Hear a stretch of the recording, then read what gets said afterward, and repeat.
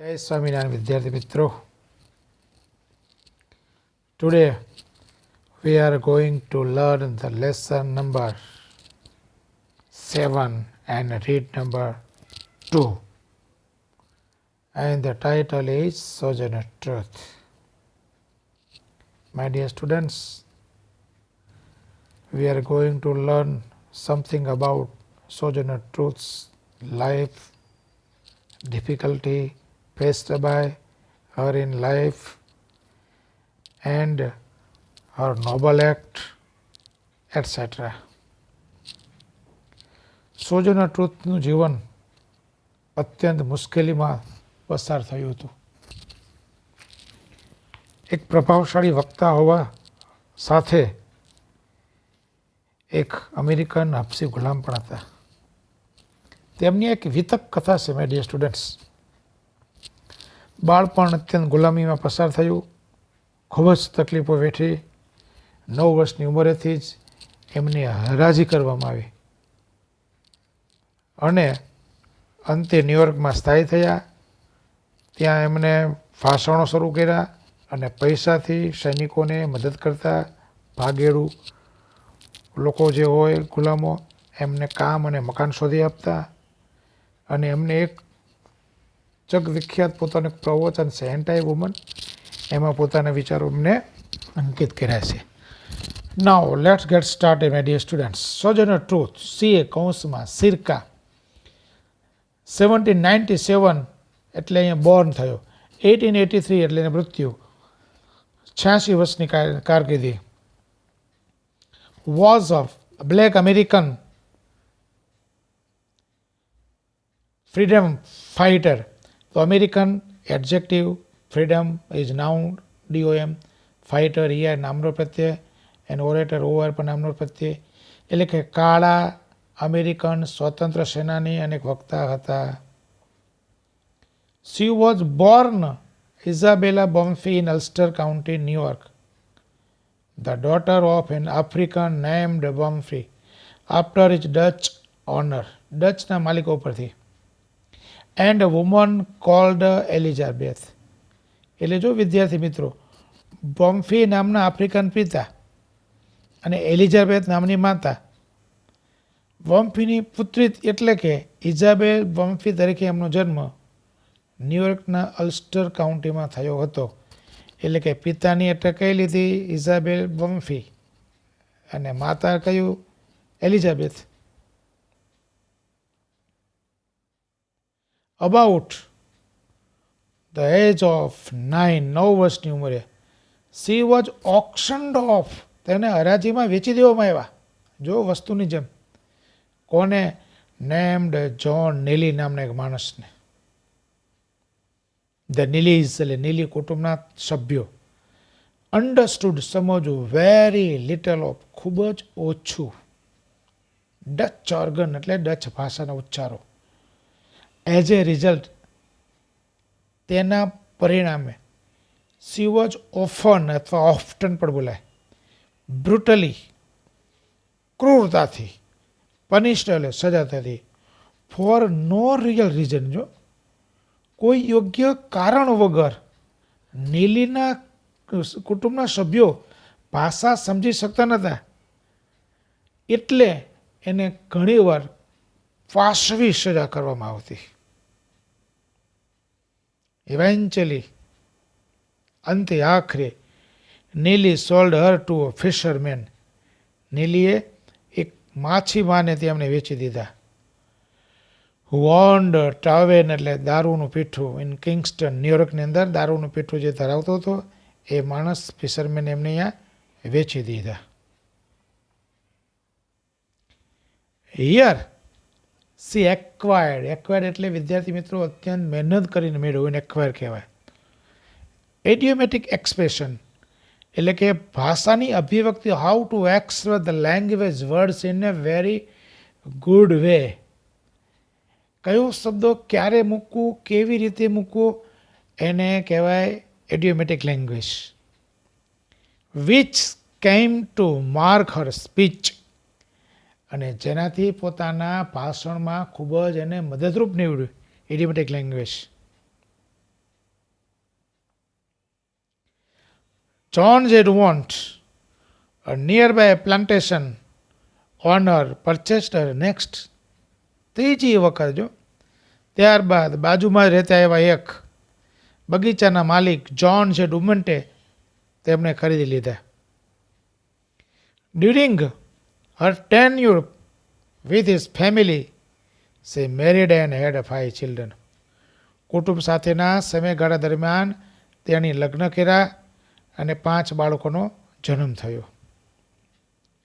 In 1827, 1827માં, after New York had passed એટલે પસાર કરવો ને emancipation act freeing its slave ગુલામોને મુક્ત કરવાનો કાયદો પસાર કર્યો ત્યારબાદ she prepared to take her finally હવે પોતાના કુટુંબને દૂર લઈ જવા માટે તૈયાર થયા.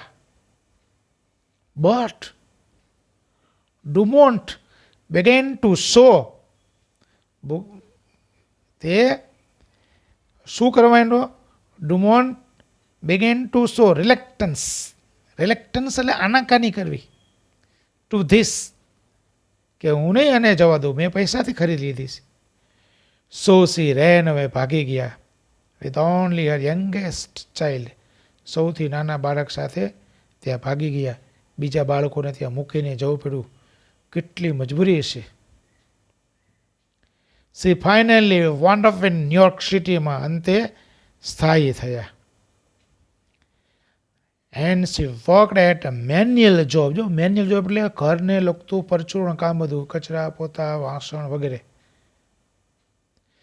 એન્ડ થ્રુ સમ ફ્રેન્ડ્સ કેટલાક મિત્રો દ્વારા કેમ અંડર ધ સ્વે એટલે પ્રભાવ, ઇન્ફ્લુઅન્સ ઓફ રિલિજિયસ એટલે ધાર્મિક, ફેનેટિક એટલે ધર્માંધ જનુની નેમ્ડ મેથિયાસ. કેટલાક મિત્રો મારફત દ્વારા મેથિયાસ નામના ધાર્મિક જનુની વ્યક્તિના પ્રભાવ હેઠળ આવ્યા એટલે કે ધાર્મિક શીખા. ડ્યુરિંગ ધ સિવિલ વોર આંતરવિગ્રહ દરમિયાન ટ્રુથ બોટ ગિફ્ટ્સ ભેટ સોગાદો લાવતા. કોના માટે? ફોર ધ સોલ્જર્સ સૈનિકો માટે, કારણ કે પોતે સ્વતંત્ર સેનાની હતા. With money raised up from her lectures જે પ્રવચનો આપ્યા હોય એમાંથી જે પૈસા ભેગા થયા હોય ને એમાંથી. એને હેલ્પડ મદદ કરતા ફ્યુજિટિવ એટલે કે ભાગેડું સ્લેવ ગુલામ હોય ને. શું તો કે ફાઇન્ડ વર્ક કામ શોધી કાઢવામાં, એન્ડ હાઉસિંગ ઘર શોધી કાઢવામાં. સી હેલ્પડ આના ઉપરથી કહી શકાય કે she was helpful person. After the war યુદ્ધ પછી પણ સી કન્ટિન્યુડ હર ટાયરેડ લાંબા આક્રોશયુક્ત ભાષણો ફોર ધ લોર્ડ ભગવાન માટેના એન્ડ અગેન્સ્ટ વિરુદ્ધ racial injustice even when old age and ill health restricted એટલે મર્યાદામાં રાખવું. Her activities to the confines of Battle Creek Mich sanatorium.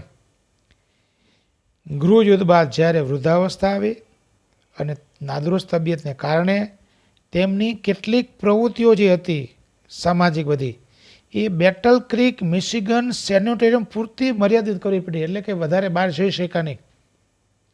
ત્યારે પણ તેમણે ઈશ્વર સંબંધી અને રંગભેદના અન્યાય સામે પોતાના આક્રોશયુક્ત પ્રવચનો ચાલુ રાખ્યા. She died there on November 26, 1883. 26મી November 1883ના રોજ તેમનું અવસાન થયું. Here is one of her famous speeches entitled as Anti-Woman. અહીંયા હું સ્ત્રી નથી શીર્ષક હેઠળ તેમના સુપ્રસિદ્ધ વક્તવ્યમાંનું એક વક્તવ્ય રજૂ કરેલ છે. which કે જે she delivered in the Women's Convention in Akron, Ohio in December 1851. જે તેમણે ડિસેમ્બર 1851માં women's convention in Akron Ohio ખાતે રજૂ કર્યું હતું અને એન્ટાઈ વુમન એ પ્રવચન અહીંયા આપેલું છે. હવે જો શું કહે છે? વેલ વારું બાળકો, Where is so much racket, there must be something out of order. એટલે કે બાળકો જ્યાં ખૂબ જ મોટા પ્રમાણમાં કોલાહલ હોય ત્યાં જરૂર અવ્યવસ્થા હોવી જોઈએ. I think that twist the Negroes of the South and women at the North all thinking about rights. મને એમ લાગે છે જો અહીંયા ટ્વિસ્ટ એટલે ની વચ્ચે બિટવીન દક્ષિણી નિગ્રો પ્રજા એટલે કાળી પ્રજા અને ઉત્તરની સ્ત્રીઓ બધા જ્યારે હકની વાતો કરે છે. The white man will be in a fix pretty soon. એટલે કે મુશ્કેલીમાં મુકાવું. ત્યારે ગોરા લોકો ટૂંક સમયમાં મુશ્કેલીમાં જ મુકાશે. But what is all this you are talking about? પણ અહીંયા શા માટે બધા શેની બધી વાતો કરી રહ્યા છે? તો કે that man over there says that women need to be helped into carriages and lifted over ditches and to have the best places everywhere. ત્યાં પેલો માણસ કહે છે કે સ્ત્રીઓને ગાડીમાં લઈ જવા માટે મદદ કરવી જોઈએ, ખાડીઓમાંથી બહાર લાવવામાં અને દરેક જગ્યાએ સારું સ્થાન અપાવવા માટે સ્ત્રીઓની મદદ કરવી જોઈએ. વિદ્યાર્થી મિત્રો, આપણે અહીંયા આટલો જ પાઠ લઈશું કારણ કે એમાં ગ્લોસરી પછી ક્વેશ્ચન્સ MCQ ને થોડું ગ્રામર પણ જોઈશું. તો ગ્લોસરીમાં જો ઓક્શન એટલે પબ્લિક સેલ ઓફ સમથિંગ, જાહેર હરાજી. જોર્ગન એટલે કે સ્પેશિયલાઇઝ લેંગ્વેજ એટલે કે ટર્મિનોલોજી, વિશિષ્ટ શબ્દો પ્રયોગ, અપ્રભાષા જે આપણે કહીએ ને. બ્રુટલી તો ક્રુઅલી, ખૂબ નિર્દયતાથી, ક્રૂરતાથી. પછી ટાવેન તો કે બાર, દારૂનું પીઠું. ઇડિયોમેટિક તો કે વાતચીત માટેનું. ઇમેન્સિપેશન એટલે કે ફ્રીડમ, મુક્તિ. રિલેક્ટન્સ એટલે હેજિટેશન, આનાકાની ના મરજી. મેન્યુઅલ તો ડિગ્રેડિંગ એટલે હલકું નીચું કામ કરવું. ફેનેટિક એટલે ધાર્મિક રીતે અંતિમ પાદી જનૂની. સિવિલ વોર એટલે કે એક જ દેશના નાગરિકો વચ્ચેના યુદ્ધો. પછી ફિઝિટિવ એટલે કે ભાગેડું, ફરાર. ટાયરેડ લાંબુ આક્રોશયુક્ત ભાષણ. રેશિયલ રિલેટિંગ ટુ રેસ, જાતિને કે કુળને લગતું. રિસ્ટ્રિક્ટ એટલે નિયંત્રણ રાખવું. કન્ફાઇન બંધનમાં રાખવું. સેનિટેરિયમ એટલે આરોગ્ય ભવન અથવા હોસ્પિટલ. ઇવેન્ચ્યુઅલી આખરે અંતે. ટ્વિસ્ટ બિટવીનની વચ્ચે. એને ફિક્સ મુશ્કેલીમાં કપરા સમયમાં. ને ટેન્યુ એટલે સમયનો ગાળો.